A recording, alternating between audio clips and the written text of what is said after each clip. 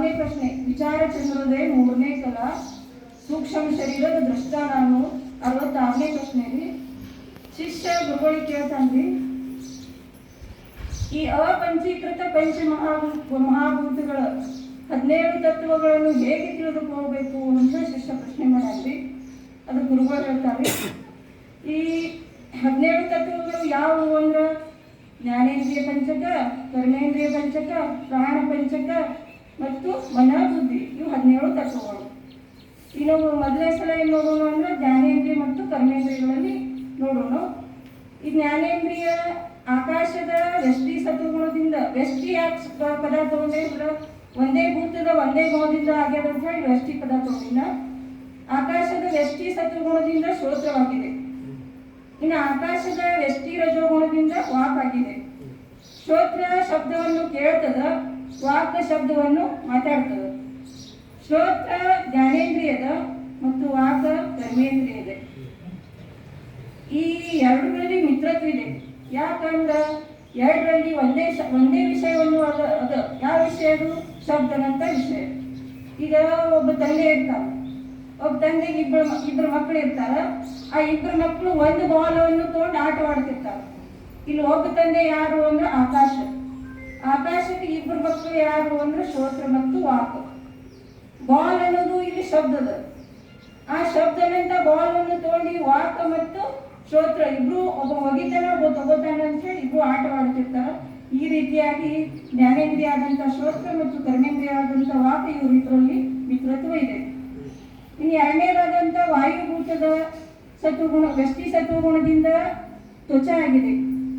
ಈ ವಾಯುಭೂತದ ವ್ಯಷ್ಟಿ ರಜಗುಣದ ಭಾಗ ಹಸ್ತವಾಗಿದೆ. ಇದು ತ್ವಚ ಏನ್ ಮಾಡ್ತದೆ? ಸ್ಪರ್ಶವನ್ನು ಗ್ರಹಿಸ್ತದ. ಇನ್ನು ಇದು ಹಸ್ತ ಏನ್ ಮಾಡ್ತದೆ? ಹಸ್ತೇಂದ್ರಿಯ ಏನ್ ಮಾಡ್ತದೆ ಅಂದ್ರೆ ಆ ಸ್ಪರ್ಶವನ್ನು ನಿರ್ವಹಿಸ್ತದೆ. ಹಸ್ತ ಜ್ಞಾನೇಂದ್ರಿಯದ ಮತ್ತು ತ್ವಚ ಜ್ಞಾನೇಂದ್ರಿಯದ ಮತ್ತು ಹಸ್ತ ಕರ್ಮೇಂದ್ರಿಯವಾಗಿದೆ. ಈ ಎರಡರಲ್ಲಿ ಮಿತ್ರತ್ವ ಇದೆ. ಯಾಕಂದ್ರೆ ಎರಡರಲ್ಲಿ ಸ್ಪರ್ಶ ವಿಷಯ ಇರೋದ್ರಿಂದ ಮಿತ್ರತ್ವ ಇದೆ. ಇನ್ನು ಪೂಜೆ ಮಾಡುವಾಗ ಉದಿನ ಕಡ್ಡಿ ಹಚ್ಚಿರ್ತೇವ್ರಿ. ಆ ಉದಿನ ಕಡ್ಡಿ ಬೂದಿ ಒಂದು ಸ್ವಲ್ಪನೆ ಪಟ್ನೆ ಬಿತ್ತಂದ್ರೆ ಕೈ ಅದಕ್ಕೆ ಒರೆಸ್ತದ ನೋಡಿ. ಆಮೇಲೆ ಥಂಡಿ ಬಿಸಿಲಿಗೆ ಈ ತ್ವಚಾಗೆ ಯಾರು ರಕ್ಷಣೆ ಮಾಡ್ತಾರ ಅಂದ್ರೆ ಕೈಗಳು ರಕ್ಷಣೆ ಮಾಡ್ತಾವ. ಅದಕ್ಕಂತ ಹೇಳಿ ತ್ವಚ ಮತ್ತು ಕೈಯಲ್ಲಿ ಮಿತ್ರತ್ವ ಇದೆ. ಇದ್ರ ಬಗ್ಗೆ ಸ್ಪರ್ಶ ವಿಷಯ ಎರಡರಲ್ಲಿ ಸ್ಪರ್ಶ ವಿಷಯ ಇರೋದ್ರಿಂದ ಎರಡರಲ್ಲಿ ಮಿತ್ರತ್ವ ಇದೆ. ಇನ್ನು ತೇಜಭೂತದ ವ್ಯಷ್ಟಿ ಸತ್ವಗುಣದಿಂದ ಚಕ್ಷು ಆಗಿದೆ. ತೇಜಭೂತದ ವ್ಯಷ್ಟಿ ರಜೋಗುಣದಿಂದ ಪಾದವಾಗಿದೆ. ಚಕ್ಷು ಏನ್ ಮಾಡ್ತದ ಅಂದ್ರೆ ರೂಪವನ್ನು ಗ್ರಹಿಸ್ತದ. ಪಾದ ಏನ್ ಮಾಡ್ತದ ಅಂದ್ರೆ ಆ ರೂಪವನ್ನು ನೋಡ್ಲಿಕ್ಕೆ ಕರ್ಕೊಂಡು ಒಯ್ತದ. ಚಕ್ಷು ಜ್ಞಾನೇಂದ್ರಿಯದ ಮತ್ತು ಪಾದ ಕರ್ಮೇಂದ್ರಿಯದ. ಎರಡರಲ್ಲಿ ಮಿತ್ರತ್ವ ಇದೆ. ಹೇಗೆ ಅಂದ್ರ ಈ ಎಲ್ಲಿ ರೂಪ ಇರ್ತದ ಅಲ್ಲಿ ಪಾದವನ್ನು ಕರ್ಕೊಂಡು ಹೋಗ್ತದ. ಆ ಕರ್ಕೊಂಡು ಹೋಗುವ ಪಾದಗಳು ಕರ್ಕೊಂಡು ಹೋಗುವಾಗ ಎಲ್ಲರೇ ತೆಗ್ಗಿತ್ತು, ಎಲ್ಲರೇ ಮುಳ್ಳ ಇದು ಬಿದ್ದಿತ್ತು, ಹೆಂಡಿತ್ತು, ಇಲ್ಲಿ ಹೋಗ್ಬೇಡ ಅಂತ ಹೇಳಿ ಚಕ್ಷು ಪಾದಗಳಿಗೆ ರಕ್ಷಣೆ ಮಾಡ್ತದೆ. ಈ ರೀತಿ ಎರಡರಲ್ಲಿ ರೂಪ ವಿಷಯವನ್ನು ಇರೋದ್ರಿಂದ ಎರಡರಲ್ಲಿ ಮಿತ್ರತ್ವ ಇದೆ. ಇನ್ನು ಜಲಭೂತದ ವ್ಯಷ್ಟಿ ಸತ್ವಗುಣದಿಂದ ಜೀವ ಆಗಿದೆ. ಜಲಭೂತದ ವ್ಯಷ್ಟಿ ರಜೋಗುಣದಿಂದ ಉಪಸ್ಥವಾಗಿದೆ. ಜೀವ ಏನದ? ಜ್ಞಾನೇಂದ್ರಿಯದ. ಜೀವ ಇದು ಷಡ್ರಸವನ್ನು ಗ್ರಹಣ ಮಾಡ್ತದ. ಆಮೇಲೆ ಇದು ಉಪಸ್ಥ ಏನದ? ರಸವನ್ನು ತ್ಯಾಗ ಮಾಡ್ತದ. ಜೀವ ಜ್ಞಾನೇಂದ್ರಿಯದ ಮತ್ತು ಈ ಉಪಸ್ಥ ಕರ್ಮೇಂದ್ರಿಯದ. ಎರಡರಲ್ಲಿ ಒಂದೇ ವಿಷಯ ಇರೋದ್ರಿಂದ ಯಾವ ವಿಷಯ ಅಂದ್ರೆ ರಸ ವಿಷಯ ಇರೋದ್ರಿಂದ ಎರಡರಲ್ಲಿ ಮಿತ್ರತ್ವ ಇದೆ. ಅವು ಇಬ್ಬರು ಮಕ್ಕಳು, ಒಬ್ಬ ತಂದೆ ಇಬ್ಬರು ಮಕ್ಕಳು, ಒಬ್ಬರು ಬಾಲ್ ಒಗಿತಾರ. ಹಾಗೆ ಬಿಟ್ಟು ಒಬ್ಬ ಬಾಲ್ ಒಗಿತಾರ, ಒಬ್ಬ ತಗೋತಾನ. ಒಬ್ಬ ಚಂದ ತ್ಯಾಗ ಮಾಡ್ತದ, ಒಂದು ತಗೋತದ. ಅದಕ್ಕೆ ರಸ ವಿಷಯ ಇರೋದ್ರಿಂದ ಜ್ಞಾನೇಂದ್ರಿಯ ಆದಂತ ಜೀವ ಮತ್ತು ಕರ್ಮೇಂದ್ರಿಯ ಆದಂತ ಉಪಸ್ಥರಲ್ಲಿ ಮಿತ್ರತ್ವ ಇದೆ. ಇನ್ನು ಪ್ರತಿಭೂತದ ವ್ಯಷ್ಟಿ ಸತ್ವಗುಣದ ಭಾಗ ಗ್ರಹಣ ಇದೆ. ಇನ್ನು ಪ್ರತಿಭೂತದ ವ್ಯಷ್ಟಿ ರಜೋಗುಣದ ಭಾಗ ಗಂಧ ಇದೆ, ಗುದ ಇದೆ. ಈ ಜ್ಞಾನೇಂದ್ರಿಯ ಇದು ಗಂಧವನ್ನು ಗ್ರಹಣ ಮಾಡ್ತದ ಮತ್ತು ಗುದೇಂದ್ರಿಯ ಗಂಧವನ್ನು ತ್ಯಾಗ ಮಾಡ್ತದ. ಇದು ಗ್ರಹಣ ಜ್ಞಾನೇಂದ್ರಿಯವಾಗಿದೆ ಮತ್ತು ಗುದೇಂದ್ರಿಯ ಕರ್ಮೇಂದ್ರಿಯವಾಗಿದೆ. ಎರಡರಲ್ಲಿ ಒಂದೇ ವಿಷಯ ಗಂಧ ವಿಷಯ ಇರೋದ್ರಿಂದ ಎರಡರಲ್ಲಿ ಮಿತ್ರತ್ವ ಇದೆ. ಇನ್ನು ಪಂಚಪ್ರಾಣಗಳು, ಈ 5 ಭೂತಗಳ ಸಮಷ್ಟಿ ಅಂದ್ರೆ 5 ಭೂತಗಳು ಬಂದು ಅಂತ ಹೇಳಿ ಇಲ್ಲಿ ಸಮಷ್ಟಿ ಸತ್ವಗುಣದ ಭಾಗ ಪಂಚಪ್ರಾಣಗಳು ಅದಾವ.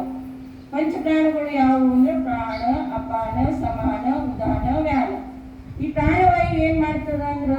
ಇದು ಹೃದಯ ಸ್ಥಾನದಲ್ಲಿ ಇರ್ತದ. ದಿನಕ್ಕೆ 21,600 ಸಾರಿ ಉಸಿರನ್ನು ಒಳಗೆ ತಗೊಳ್ಳೋ ಕೆಲಸ ಮಾಡ್ತದೆ. ಇನ್ನು ಅಪಾಯನ ವಾಯು, ಇದು ಬುಧ ಸ್ಥಾನದಲ್ಲಿ ಇದ್ದುಕೊಂಡು ದಿನಕ್ಕೆ 21,600 ಸಾರಿ ಉಸಿರನ್ನು ಹೊರಗೆ ಬಿಡು ಕೆಲಸ ಮಾಡ್ತದೆ. ಮತ್ತೆ ಇದು ಮಲಮೂತ್ರ ವಿಸರ್ಜನಾದಿ ಕಾರ್ಯವನ್ನು ಮಾಡ್ತದೆ. ಈ ಸಮಾನ ವಾಯು ನಾಭಿ ಸ್ಥಾನದಲ್ಲಿ ಇದ್ದುಕೊಂಡು ನಾವು ತಿಂದಂತ ಅನ್ನವನ್ನು ಜಠರಾಗ್ನಿ ಸಹಾಯದಿಂದ ಜೀರ್ಣ ಮಾಡ್ತಾ ಇದ್ರು. ಇನ್ನು ಉದಾನ ವಾಯು ಕಂಠ ಸ್ಥಾನದಲ್ಲಿ ಇದ್ದುಕೊಂಡು ನಾವು ತೆಗೆದುಕೊಂಡ ಅನ್ನ ರಸವನ್ನು ಬೇರ್ಪಡಿಸಿ ಆಯಾ ಸ್ಥಾನಗಳಿಗೆ ಕಳಿಸ್ತದೆ.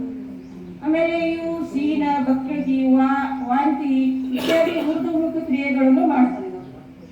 ಇನ್ನು ವ್ಯಾನವಾಯು ಇದೇನದ ಸಂಪೂರ್ಣ ಶರೀರ ತುಂಬ ವ್ಯಾಪಿಸಿರುತ್ತದೆ. ಆಮೇಲೆ ಇವು ಕೀಲುಗಳು ಮಡಚುವ, ಬಿಚ್ಚುವ ಕ್ರಿಯೆಗಳನ್ನು ಮಾಡ್ತದೆ. ಇನ್ನು ಮನೋಬುದ್ಧಿ, ಈ 5 ಭೂತಗಳ ಸಮಷ್ಟಿ ಸತ್ವಗುಣದಿಂದ ಇದು ಅಂತಃಕರಣ ಆಗಿದೆ.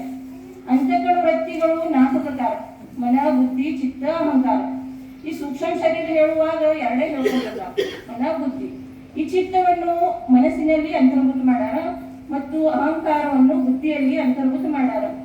ಈ ರೀತಿಯಿಂದ ಅಪಂಚೀಕೃತ ಪಂಚಮಹಾಭೂತಗಳ ಕಾರ್ಯಗಳಾದ 17 ತತ್ವಗಳನ್ನು ತಿಳಿದುಕೋಬೇಕು ಅಂತ ಹೇಳಿ ನಾನು ಕೊಟ್ಟಂತ ವಿಷಯವನ್ನು ನಾನು 2 ಅಪರೂಪ ವಿಷಯವನ್ನು ಮುಂಚೆನಲ್ಲಿ ಅರ್ಪಣೆ ಮಾಡಿ ಈ ವಾಣಿಗೆ ವಿರಾಮ ಹೇಳ್ತೀನಿ.